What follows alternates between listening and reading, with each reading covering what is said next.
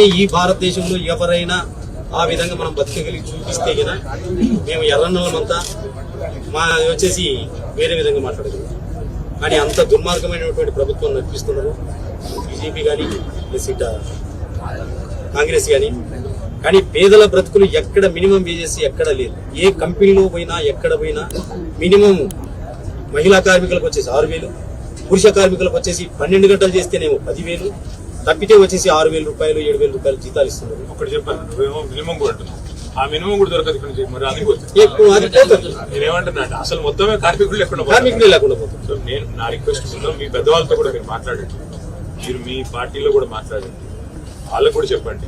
మేము కూడా round table పెట్టి వాళ్ళకు కూడా ఆహ్వానిస్తాం. మా పొల్లారి రాజేశ్వర రెడ్డి గారు, మా జనగాం ఎమ్మెల్యే గారు, గతంలో ఆయన సిపిఎం లో విద్యార్థి విభాగంలో పనిచేసింది. మా సత్యవతి రాథోడ్ గారు, మాజీ మంత్రి గారు. హైదరాబాద్ ప్రజల భవిష్యత్తు కోసం మేము ఒక ప్రయత్నం చేస్తాం. మీ పోరాటంలో కూడా మేము బాగుంటాం. మీరు అన్నట్టు మీకు ఇక్కడ ఉపాధి ఎక్కడెక్కడ ఎంత భూములు ఎంత చేస్తున్నాడు, ఏమేమి చేస్తున్నాడు మొత్తం విషయం మీ ఎమ్మెల్యే గారు, ఎమ్మెల్సీ గారు మీకు తీసుకొచ్చి మీ లోకల్ లీడర్లు ఇస్తారు. మీరు కూడా దయచేసి మాతో పాటు రౌండ్ టేబుల్ పెట్టి కలిసి వస్తారా, లేదా ఎట్ట కలిసి వస్తారా మీరు కూడా ప్లాన్ చేయండి. మేము పోయేసి వస్తాం దేవదానికి. చెప్పింది అదే కదా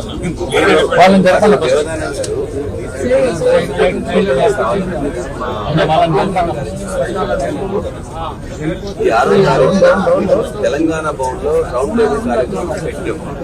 టీఆర్ఎస్ రాష్ట్ర అధ్యక్షుడు రాంబాబు యాదవ్ అంతకుముందున్న సిఐటిలో ఉండేది. ఆ తర్వాత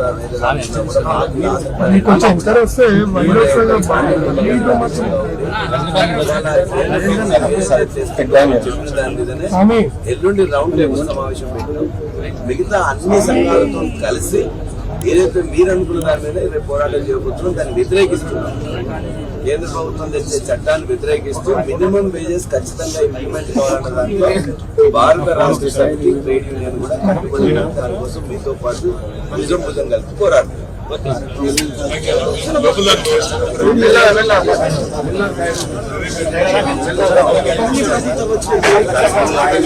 ఆయన